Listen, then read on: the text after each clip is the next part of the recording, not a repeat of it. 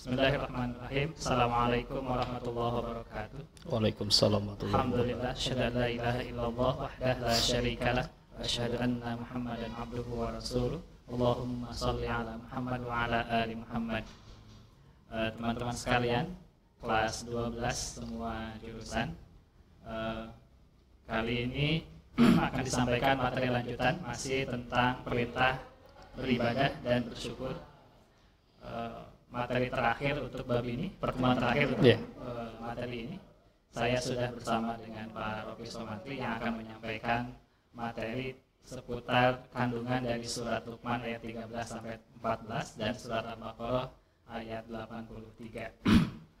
Untuk efektifnya waktu, saya persilakan ke Pak Rofi untuk menyampaikan pokok kandungan surat Luqman ayat 13 sampai 14. Persilakan. Baik, Assalamualaikum warahmatullahi wabarakatuh. Terima kasih pada Pak Idam yang telah memberikan waktunya. Apa kabar anak-anakku sekalian? Semoga semuanya tetap semangat ya.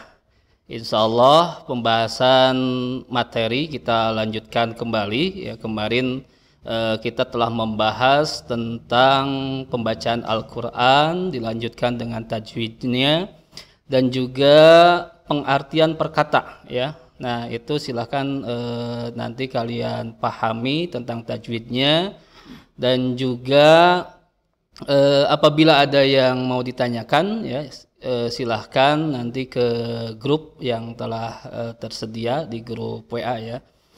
Anak-anakku sekalian, baik untuk mengawali pokok kandungan Quran surah Luqman ayat 13-14, kita mulai dengan ucapan basmalah bismillahirrahmanirrahim. Pokok kandungan Quran surah Luqman ayat 13 ayat 14. Di sana tentang kewajiban beribadah dan bersyukur kepada Allah Subhanahu wa taala ya. Di sini ada 3 subtema. Pertama ada kewajiban, selanjutnya ada beribadah dan bersyukur ya. Kita harus pahami dulu apa itu kewajiban, beribadah dan bersyukur. Kewajiban ketika kita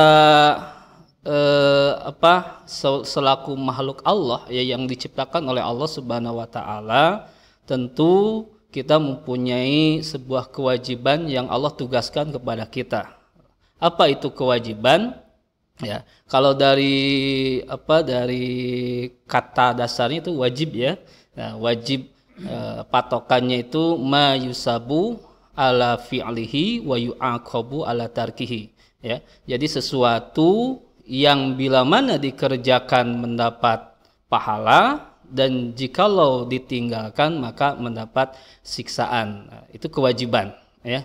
Jadi apapun itu tugas-tugas dari Allah ya, baik itu perintah ataupun larangan ya, maka buat kita ya kita harus melaksanakannya ya. Jikalau itu perintah maka harus kita laksanakan, insya Allah itu akan menjadi sebuah pahala bagi kita. Jikalau kita tinggalkan maka menjadi sebuah dosa. Nah, selanjutnya ada beribadah ya. Beribadah asal kata dari ibadah, yaitu melakukan sesuatu ya, yang mana sesuatu yang baik menurut Allah Subhanahu wa taala, atau bisa diarti katakan dengan amal solih ya, amal solih. Jadi setiap perbuatan yang baik, nah itu bisa menjadi nilai ibadah jikalau kita diniatkan lillahi ta'ala, karena Allah ta'ala. Selanjutnya ada kata bersyukur ya. Nah ini kalau dilihat dari katanya syukur, bukan syukur ya. Syukur dengan sya. Iya, karena itu menjadi beda arti ketika kita mengatakan aduh alhamdulillah syukur gitu ya. Nah itu jadi beda arti nantinya. Kalau syukur dengan sin ya, itu artinya mabuk ya. Jadi orang yang mabuk ya. Kalau syukur itu artinya berterima kasih. Ya, jadi bersyukur kita berterima kasih ya, berterima kasih kepada Allah Subhanahu wa taala terhadap apa-apa yang Allah berikan kepada kita ya, baik itu nikmat atau apapun itu, ya, kita harus tetap bersyukur kepada Allah. Baik, kita lanjutkan. Selanjutnya di sini, ya, dalam Quran surah Luqman ayat 13-14, ya, sebelum kita membahas tentang tafsir atau penjelasan ayat ini, kita harus mengetahui dulu asbabul nuzulnya, ya. Jadi asbabul nuzul itu sebab-sebab turunnya, Pak Idam, ya. Sebab-sebab turunnya, ya. Jadi dalam Al-Qur'an itu ada asbabul nuzul, ya. Kalau hadis itu ada asbabul furud, ya. Jadi sebab-sebab turunnya, ya. Nah, apa itu asbabul nuzul dari Quran surah Luqman ayat 13 ayat 14. Nah, di sini kita harus mengetahui Luqman. Luqman itu siapa? Di sana kan ada di Quran surah Luqman, ya. Luqman itu memang ada beberapa pendapat, ya. Ada yang mengatakan bahwa Luqman itu adalah seorang nabi, ya, seorang nabi. Tetapi ada lagi yang berpendapat bahwa Luqman itu adalah orang yang soleh, gitu ya. Bukan nabi, tapi orang yang soleh, ya. Nah, di sana memang terdapat beberapa wasiat, ya, beberapa wasiat tentang Luqman kepada anaknya, ya. Insya Allah mungkin di sini kita membahas hanya beberapa saja, ya, sesuai dengan Quran surah Luqman ayat 13-14.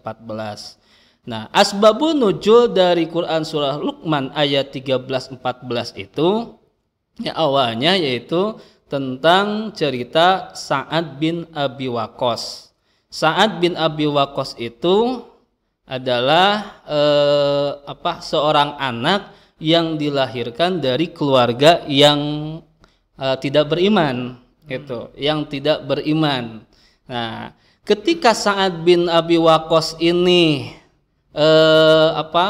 mendengar, ya, dari ucapan-ucapan Rasul, gitu. Terus dia selalu bareng dengan Rasul. Nah, di sanalah beliau mendapatkan hidayah yang akhirnya beliau masuk Islam, beriman kepada Rasul.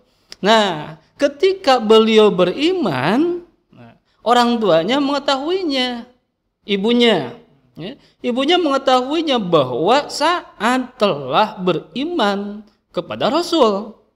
Nah, di sana ibunya berikrar, ya, berikrar atau sumpah lah kalau kita, ya. Ibunya sumpah bahwa dia akan tidak terjaga dari teriknya matahari. Jadi orang mah rek moe gitunya, moe sorangan gitu tuh, ya. Bahkan dia tuh akan tidak terjaga dari dari angin, gitu ya, selama 3 hari 3 malam, ya. Di sana. Jadi beliau itu dia itu, ya, siapa? Ibunya Sa'ad bin Abi Waqqas, ya, bersumpah, ya, kepada Sa'ad bin Abi Waqqas bahwa dia akan tidak menjaga dirinya dari apapun itu. Nah, akhirnya, ya, Sa'ad bin Abi Waqqas bercerita kepada Rasulullah, bahwa ibunya telah bersumpah seperti itu. Nah, di sana barulah turun Quran surah Luqman ayat 13 dan 14. Baik, kita lanjutkan. Nah, kita membahas tentang tafsiran atau penjelasan Quran surah Luqman ayat 13 dan 14, ya. Sebagaimana yang telah kita pelajari, ya, di ayat tersebut, ya, dan kalian mungkin udah membacanya, kita pernah bersama-sama membacanya. Nah, kita baca dulu, ya, biar kalian ingat kembali. A'udzu billahi minasyaitonir rajim. Bismillahirrahmanirrahim. Wa idz qala Luqmanu libnihi wa huwa ya'izuhu ya bunayya la tusyrik billah inna syirka la zulmun azim wa wassaynal insana biwalidayhi hamalathu ummuhu wahnan ala wahnin wa fisaluhu fi 'amain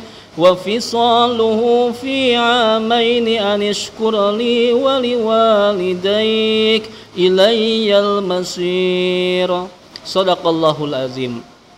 Dari ayat tersebut ya, kalian kan udah kemarin sama Pak Idam udah membahas tentang kajian terjemahnya ya per kata. Nah, sedikitnya kita memahami ya dari terjemah tersebut ada beberapa poin ya dari ayat tersebut. Pertama ada larangan menyekutukan Allah ya. La ta'buduna illallah ya. Jadi larangan menyekutukan Allah, menduakan Allah atau memusyrikan Allah. Yang namanya diduakan pasti enggak enak ya Pak Idam ya. Aduh sakitnya bukan main, tentu sakitnya di sini gitu ya. Tentu itu ya. Jadi Allah pun tidak mau didua ya. Allah pun tidak mau didua ya. Maka di sini ya Allah melarang untuk menyekutukannya ya. Itu di sana yang pertama. Maka buat kita ya tentu dalam Quran surah Al-Ikhlas sudah ada diterangkan ya, qul huwallahu ahad ya. Allah itu hanya satu, Allahus somad. Jadi kita meminta, memohon, menyembah ya itu hanya kepada Allah ya. Jangan ini meminta kepada selain Allah. Nah, itu sama halnya kita menyekutukan. Selanjutnya ada berbuat baik kepada orang tua. Wabil walidaini ihsana ya. Berbuat baik kepada orang tua. Nah, kenapa? Karena orang tua adalah orang yang melahirkan ya. Orang tua orang yang mendidik kita ya. Di sana disebutkan wawassainal insana biwalidayhi hamalathu ummuhu wahnan ala wahnin. Beliau orang tua yang mengandung dengan susah payah, wahnan ala wahnin, dengan susah payah yang bertubi-tubi di sana. Bahkan kalau kita ketahui bahwa ketika melahirkan itu ya urat-urat perut ya yang ada di orang tua itu terputus beberapa urat ya. Makanya Masya Allah ini sungguh luar biasa ya, luar biasa jasa daripada orang tua, khususnya ibu ya, khususnya ibu. Nah, maka buat kita harus berbuat baik kepada orang tua, jangan menyakiti orang tua ya. Yang masih ada orang tuanya ya, kita harus berkata, berbuat baik kepada orang tua, jangan menyakiti, jangan menghardik, jangan berkata-kata kasar kepada orang tua, apalagi sampai memukul, menendang. Naudzubillahi min dzalik, itu adalah perbuatan yang dosa besar ya kepada orang tua. Ya, di sana berbuat baik kepada orang tua. Selanjutnya ada bersyukur kepada Allah dan kepada orang tua ya. Jadi anishkurli wali walidaik, berterima kasih kepada Allah dan berterima kasih kepada orang tua. Kepada Allah karena Allah yang menciptakan kita, Allah yang memberikan nikmat kepada kita, Allah yang memberikan kita hidup, Allah yang memberikan kita nafas, Allah yang menggerakkan kita bisa melihat, mendengar, berbicara ya. Semua yang ada di dalam diri kita ya itu karena adanya Allah. Berterima kasih kepada orang tua udah tentu tadi kita bahas ya, bahwa harus selalu berterima kasih kepada orang tua. Yang telah tiada, cara berterima kasihnya harus mendoakan ya. Doakan ya, setelah selesai sholat kita doakan Allahumma gfirli dunubi wali walidayya warhamhuma kama rabbayani shaghira. Baik, kita lanjutkan. Selanjutnya adab dan metode ya, menyampaikan nasihat. Metode menyampaikan nasihat di sini ada beberapa poin. Yang pertama, santun dan lemah lembut. Jadi ketika kita menyampaikan sesuatu yang menurut kita baik ya, atau ajaran-ajaran dari Allah ya, maka sampaikanlah dengan santun, sampaikanlah dengan lemah lembut, sebagai firman Allah, ud'u ila sabili rabbika bil hikmati wal mau'izatil hasanati. Ya. Serulah mereka kepada jalan Allah bil mau'izah, ya. Mau'izah itu pelajaran, ya. Mau'izah dengan pelajaran, wal mau'izatil hasanah dengan pelajaran yang baik, ya. Diawali dari diri sendiri. Selanjutnya ada poin yang kedua, memperhatikan tingkat pendidikan, ya. Tentu pendidikan tingkat SD berbeda dengan SMP, berbeda juga dengan SMA atau yang kuliahan, ya. Bahasa kuliahan mungkin bahasanya intelek, ya Pak Idam, ya. Berbeda dengan bahasa ya sehari-hari gitu, ya. Selanjutnya menggunakan bahasa yang sesuai. Orang Sunda ya bahasanya orang Sunda, ya. Orang Jawa bahasanya orang Jawa, biar dimengerti, ya, biar paham gitu. Kalau kita di depan orang Jawa bahasanya bahasa Sunda, ya kasihan juga, apa yang dibicarakan nggak paham. Selanjutnya memperhatikan budaya, ya, karena kita budaya di Indonesia itu beraneka ragam, ya. Ada budaya Sunda, budaya Jawa, budaya Bugis, ya, macam-macam budaya. Ya kita pun harus menyesuaikan, ya, dengan budaya yang budaya tersebut. Selanjutnya memperhatikan tingkat sosial ekonomi, ya. Sosial ekonomi rendah berbeda dengan sosial ekonomi yang tinggi. Kalau sosial ekonominya rendah biasanya yang tidak punya HP mungkin informasi kurang, ya. Berbeda dengan sosial ekonominya yang tinggi, wah itu sudah intelek, ya, orang-orangnya. Selanjutnya memperhatikan usia objek dakwah, ya. Yang ketujuh, yakin dan optimis. Kita harus yakin dan optimis, ya, bahwa kita mampu, kita bisa, ya, menjalin kerjasama dan konsekuen dengan perkataan, ya. Apa yang kita ucapkan kita lakukan, gitu, ya. Itu konsekuen. Selanjutnya manfaat nasihat, ya. Ada kontrol sosial. Kontrol sosial ada mengingatkan diri sendiri. Ketika kita memberikan nasihat sama halnya kita telah menasihati diri kita sendiri. Menjaga kebersihan hati, ya, udah tentu. Ya, ketika kita mendapatkan nasihat atau memberikan nasihat, sama halnya kita sedang menjaga hati kita, membersihkan pikiran kita, membersihkan perkataan kita. Terciptanya keadilan, keamanan, dan ketentraman dengan adanya nasihat, ya. Selanjutnya mendapat balasan kebaikan dari Allah, insya Allah, gitu, ya. Insya Allah apa yang kita nasihat-nasihat yang kita berikan, ya, atau kita menerima nasihat sama itu, ya, sama kita pun akan mendapat pahala. Anak-anakku sekalian, udah, ya.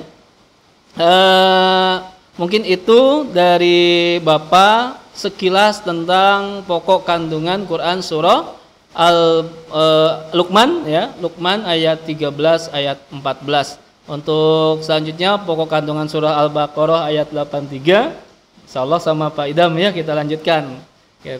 Baik, kita simak, ya, Pak Idam untuk menyampaikan pokok kandungan surah Al-Baqarah ayat 83. Kami persilakan Pak Idam. Baik teman-teman sekalian, kita lanjutkan. Saya akan melanjutkan ayat selanjutnya, yakni pokok kandungan surat Al-Baqarah ayat 83. Saya bacakan dulu. A'udzubillahi minasyaitonirrajim. Wa id akhadna mitsaqa bani Israila alla ta'buduna illallah wa bil walidaini ihsana wa dzil qurba wal yatama wal masakini wa qulu lin nasi husna wa aqimus salata wa atuz zakata tsumma tawallaitum illa qalilan minkum wa antum muqridun. Ayat ini juga sudah dibacakan dan sudah dipelajari tajwidnya serta sudah diterjemahkan secara sekilas. Mudah-mudahan masih bisa diingat walaupun hanya sebagian-sebagian mungkin. Teman-teman, berikut makna dari surat Al-Baqarah 83. Secara umum Al-Baqarah 83 itu maknanya intinya sama dengan surat Luqman ayat 13-14, yakni tentang perintah beribadah dengan kekuatan kemurnian tauhid, dan perintah bersyukur serta berbuat baik kepada sesama. Izinkan saya menambahkan sedikit-sedikit apa yang sudah disampaikan oleh Pak Rofi yang sungguhnya sudah sangat lengkap tadi disampaikan. Yang pertama, makna dari Al-Baqarah ayat 83 juga sama dengan Luqman yang tadi, yakni larangan untuk berbuat syirik atau menyekutukan Allah. Larangan berbuat syirik maknanya adalah perintah untuk bertauhid kepada Allah Subhanahu wa taala. Karena akidah yang salimah, yang selamat itu adalah akidah yang tauhid. Selain dari tauhid maka akidahnya tidak selamat. Lalu kenapa kemudian larangan syirik atau perintah bertauhid menjadi penting dan banyak ayat yang membahas tentang dalam Al-Quran? Ya seperti banyak yang kita ketahui teman-teman bahwa syirik itu berbahaya. Dilihat dari rentetan dosa besar juga dia termasuk dosa besar ya. Di antara bahayanya misalkan Pak Rofi, dia bagian satu-satunya dosa yang tidak akan terampuni ketika terbawa meninggal sebelum bertaubat. Kecuali kalau sempat bertaubat sebelum meninggal, insya Allah masih diampuni. Tapi kalau terbawa mati, dosa syirik tidak akan terampuni. Atau misalkan yang lain, saat kita berbuat kebaikan yang banyak macamnya, baik langsung kepada Allah ataupun tidak langsung, maka kalau tidak didasari dengan tauhid tidak ada maknanya, tidak ada nilainya. Bukankah orang yang non-Islam itu melakukan kebaikan-kebaikan? Mereka melakukan kebaikan terhadap keluarganya, terhadap tetangganya, dan berbuat kebaikan yang lain. Tapi karena tidak ada tauhid kepada Allah, maka tidak ada balasan. Bagaikan akarnya ya, kalau pohon itu akarnya, kalau tidak ada akar kan nggak bakalan jadi. Betul. Tidak ada batang, tidak ada daun, tidak ada buah. Karena akarnya itu sudah mati. Kemudian syirik itu bisa dilakukan oleh hati kita, lisan ataupun perbuatan. Gitu. Dan kadang terasa, kadang tidak terasa. Oleh karenanya penting bagi kita untuk terus mempelajari detail dari bentuk-bentuk kesyirikan itu supaya tidak terjerumus baik perbuatan hati, lisan ataupun anggota badan gitu. Sebetulnya di kalangan remaja juga tak terkecuali ada juga gitu bibit-bibit kesyirikan itu yang harus dihindari. Saya ingin mencontohkan satu saja misalkan ya. Kalau dicontohkan di di anak SMA SMK itu pergi ke dukun kemudian bertanya tentang sesuatu kan jarang. Itu jarang, nyaris tidak mungkin sekarang di zaman modern gitu. Putus cinta dukun bertindak ya. Cinta ditolak dukun bertindak gitu. Itu. Ya. Tetapi ada yang masih nyerempet masih ada di kalangan remaja yang berbau kesyirikan, yang biasanya adalah masih percaya kepada ramalan-ramalan zodiak. Betul itu. Ramalan zodiak itu jarang di orang tua, adanya di anak-anak gitu. Dan anak-anak SMK biasa lewat di beranda Facebooknya gitu atau di Twitternya atau di apa gitu, kemudian coba dibaca, ternyata ketika dibaca itu cocok dengan keadaan dirinya sendiri gitu, sehingga meyakini keyakinan diyakini. Nah saat diyakini maka kemudian itu menjadi terjerumus kepada kesyirikan gitu. Kita ketahui kan di dalam hadis itu kalau datang ke peramal kemudian meyakini apa yang disampaikan oleh peramal itu tidak diterima sholatnya 40 hari. Itu 40 hari gitu. Ta'udzubillah min dzalik itu. Khawatir ke situ nanti kalau kemudian masih percaya pada ramalan begitu, itu khawatir sholat kita yang dilakukan selama ini kemudian tidak diterima oleh Allah Subhanahu wa taala begitu. Lalu kemudian itu sekitar tentang syirik, walaupun kalau dipanjangkan dia bisa panjang. Kemudian ayat ini juga sama dengan yang tadi, yakni perintah berbuat ihsan atau berbuat baik kepada sesama manusia. Sesama manusia itu yang pertama adalah orang tua. Orang tua yang utama ya. Disampaikan oleh Pak Rofi bahwa yang paling berhak pertama kali untuk mendapatkan kebaikan dari seseorang adalah orang tua. Alasan yang tadi sudah melahirkan, menyusui, mendidik, mengasuh dan seterusnya. Ibu, kemudian ayah sudah menafkahi. Itu juga bagian dari alasan yang kemudian mewajibkan seorang anak untuk berbuat baik kepada orang tuanya. Anak SMK itu biasanya kalau ditanya mau kemana setelah lulus sekolah, mau kerja, kenapa kerja? Untuk membahagiakan orang tua. Tetapi kadang tidak sinkron gitu antara niatnya untuk membahagiakan orang tua nanti dengan apa yang sekarang dilakukan di sekolahnya. Ingin betul. Orang tua tapi sekolahnya nggak nyampe atau tidak serius gitu. Saya ingin menyampaikan bahwa membahagiakan orang tua itu bukan nanti gitu. Bukan sekedar memberikan materi uang atau memberikan sesuatu kepada orang tua saat kita sudah kerja. Betul. Tapi juga membahagiakan orang tua itu bisa dari saat ini gitu. Ada teman-teman di rumah. Kalau sekarang tugas Anda adalah belajar di sekolah, di rumah, perilaku kita yang sekiranya membahagiakan orang tua itu sudah berbakti pada orang tua. Jadi begini, kalau Anda melakukan belajar dengan serius, belajar dengan baik, mengikuti sekolah dengan baik, kira-kira orang tua bahagia tidak? Itu bahagia, orang tua bahagia, ya. Maka kita sudah berbakti pada orang tua. Sebaliknya gitu. Ingin membahagiakan orang tua, tapi sekolahnya tidak benar. Nah, itu. Kuota yang sudah diberikan dipakai yang lain-lain. Main game. Kira-kira orang tua ridho nggak terhadap itu? Nah, kalau orang tua tidak ridho, maka kita sudah tidak membahagiakan orang tua. Saya ingin mengatakan bahwa membahagiakan orang tua itu saat ini, bukan nanti. Iya. Kemudian selanjutnya berbuat baik kepada anak kerabat dulu ya, kerabat. Berbuat baik itu kepada siapa saja, tetapi harus dimulai dari kerabat. Tersusun ya, tersusun begitu. Tidak loncat-loncat. Kerabat dulu, baru kemudian orang lain. Kerabat menjadi lebih berhak dibandingkan orang lain. Kerabat itu ya saudara-saudara yang dekat lah. Iya. Kemudian selain itu juga ada anak yatim dan miskin. Ini sebagai simbol dari kelompok yang du'afa gitu ya, yang membutuhkan bantuan kita. Dan ini juga menjadikan isyarat bagi kita bahwa Islam tidak hanya mengajarkan ritual sholat saja gitu, berdoa saja gitu, tapi juga mengajarkan untuk beramal sosial. Sosial, hablum minanas gitu.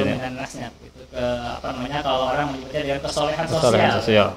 Jadi peduli, gitu, responsif terhadap sesuatu yang membutuhkan bantuan kita. Selanjutnya berkata yang baik. Berkata yang baik menjadi bagian yang diperintahkan dalam surat Al-Baqarah ayat 83. Berkata yang baik itu tentu saja nanti istilahnya ada qaulan layyina gitu ya, qaulan karimah, qaulan sadida dan seterusnya gitu. Itu akan panjang kalau dibahas semuanya, tapi setidaknya bagi kita prinsipnya adalah dalam Islam itu kalau tidak bisa mengatakan yang baik ya diamlah gitu ya. Itu. Jadi kalau ada peribahasa kan? Ketika diam itu emas, ya? Ya, diam itu emas ketika dibandingkan dengan mengatakan sesuatu yang baik itu lebih. Begitu. Tapi kalau mampu mengatakan sesuatu yang baik bermanfaat kepada yang lain, maka silahkan mengatakan berkata dengan baik. Begitu.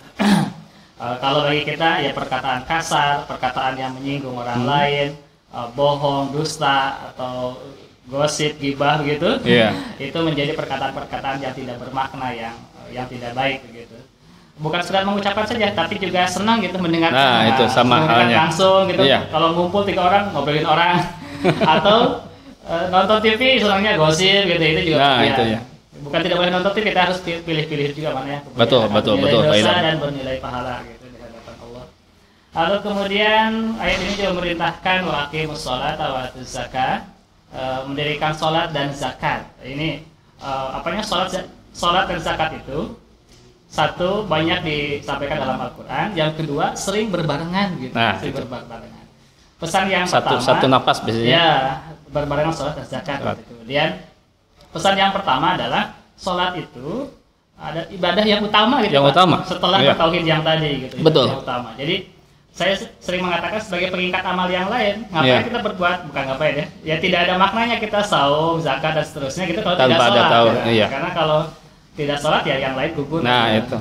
Bahkan yang pertama dihisab kan Pak Idam ya. Awal ma yuhasabu itu ya. As-shalah. Iya. Kalau sholatnya baik, sama yang lainnya dianggap baik. Itu jaminan. Iya. Kalau sholatnya tidak baik ya tidak baik. Betul sekali. Itu. Kemudian zakat. Zakat mendidik kita untuk peduli kepada sesama, ibadah sosial, yaitu menyeimbangkan antara perintah sholat yang hablum minallah secara langsung, kemudian zakat, kemudian hablum minannas. Itu perintah sholat dan zakat. Kemudian ayat ini adalah ditujukan kepada Bani Israel dulu, yang terkenal sifatnya yang sering membangkang gitu, sampai Allah mengirimkan Nabi dan Rasul juga lebih banyak dibandingkan daerah yang lain gitu, karena sifatnya yang sering membangkang itu. Nah, tetapi ayat ini disampaikan kepada Bani Israel adalah disampaikan juga untuk kita maknanya gitu. Jadi bukan khususnya lafaz tapi umumnya makna. Nah, kemudian yang di belakangnya Bani Israel itu ketika diberi nasihat oleh ayat ini itu kebanyakan mereka berpaling dari menerima ya. Ini yang pertama tadi ayat ini ditujukan kepada Bani Israel tetapi juga kepada kita maknanya. Tetapi ketika mereka berpaling itu harus menjadi pelajaran bagi kita bahwa ketika dinasihati oleh ayat khususnya ayat ini maka kemudian tidak boleh mengikuti Bani Israel yang berpaling ketika diberikan nasihat oleh Allah Subhanahu Wa Taala begitu. Yeah. Kita harus menerima, harus melaksanakan dengan konsisten yang tadi dari Betul, apa betul. yang Allah sampaikan dari khususnya dari ayat ini. Sebetulnya secara umum berbuat baik yang tadi itu, berbuat baik kepada sesama, sholat, zakat, kemudian tidak bersyukur kepada Allah, itu sesungguhnya bagian dari bersyukur kepada Allah. Walaupun kemudian nanti bisa dibalik juga bahwa bersyukur juga bagian dari ibadah begitu. Iya, betul. Ibadah bagian dari bersyukur, saling terkait antara ibadah dan bersyukur kepada Allah Subhanahu Wa Taala. Itu mungkin terkait tafsir atau penjelasan dari surat Al-Baqarah ayat 83. Selanjutnya hikmah atau manfaat dari ihsan, karena tadi banyak kalimat-kalimat ihsan ya, wabil walidaini ihsana, atau kalau dalam surat Al-Baqarah itu apa kalimatnya Pak? Yang mana? Apa kalimatnya? Waqulu linnasi husna ya. Dan berkatalah kepada manusia dengan perkataan yang baik. Jadi banyak disinggung tentang ihsan. Sudah disampaikan ihsan itu sebagian ulama menyebutkan bahwa ihsan itu berbeda dengan adil. Yeah. Kalau adil itu memperlakukan orang lain seperti memperlakukan diri sendiri. Kalau ihsan itu memperlakukan orang lain lebih baik daripada memperlakukan diri sendiri gitu. Atau dalam terminologi yang lain al-ihsan an ta'budallaha ka'annaka tarahu fa illam takun tarahu fa innahu yaraka. Jadi kita beribadah kepada Allah seolah-olah kita melihat Allah. Kalau tidak mau melihat Allah, sesungguhnya Allah melihat kita. Jadi merasa selalu diawasi oleh Allah sehingga melakukan kejelekan itu tidak berani. Ini tiga unsur penting ya, iman, Islam dan ihsan ya. Disebut oleh para ulama sebagai rukun agama. Rukun agama itu ya. Iya. Iman, Islam dan ihsan. Ya. Ya kalau lihat misalkan di ayat Al-Qur'an tentang ihsan ada kita kutip surat Ar-Rahman ayat 60. Al-jazaa'ul ihsani illal ihsan. Tidak akan berbalas kebaikan itu kecuali dengan kebaikan lagi. Jadi berbuatlah kebaikan, nanti juga kita akan mendapatkan kebaikan. Dan sebaliknya kalau berbuat kejelekan, sekecil apapun itu pasti akan kembali kejelekan itu pada kita. Itu mah sudah hukum sebab akibat ya. Sebab akibat kausalitas akan begitu. Berbuat baik pasti akan mendapat kebaikan. Itu. Sekecil apapun, sebesar apapun akan mendapatkan yang sama. Itu mungkin Pak Rofi. Baik Pak Rofi menutup dengan doa. Silakan. Baik anak-anakku sekalian yang Bapak banggakan, tadi sekilas ya, karena kita berhubung dengan berpacu dengan waktu ya. Berpacu dengan waktu, sekilas itu kandungan dari Quran surah Luqman ayat 13-14 dan Quran surah Al-Baqarah ayat 83 ya. Bapak dan Pak Idam ya, insya Allah selalu semangat dan kalian pun harus tetap semangat dan jangan lupa protokol kesehatan, Pak Idam ya. Satu, apa tadi? Memakai masker ya, memakai masker, selalu mencuci tangan dan jaga jarak. Ya, kita jaga jarak. Nah, itu ya, jaga jarak. Kalau jaga hati ya bagus ya. Harus juga. Baik anak-anakku sekalian, kita tutup dengan doa kifaratul majelis bersama-sama ya. Subhanakallahumma wa bihamdika asyhadu alla ilaha illa anta astaghfiruka wa atubu ilaik. Terima kasih. Assalamualaikum warahmatullahi wabarakatuh.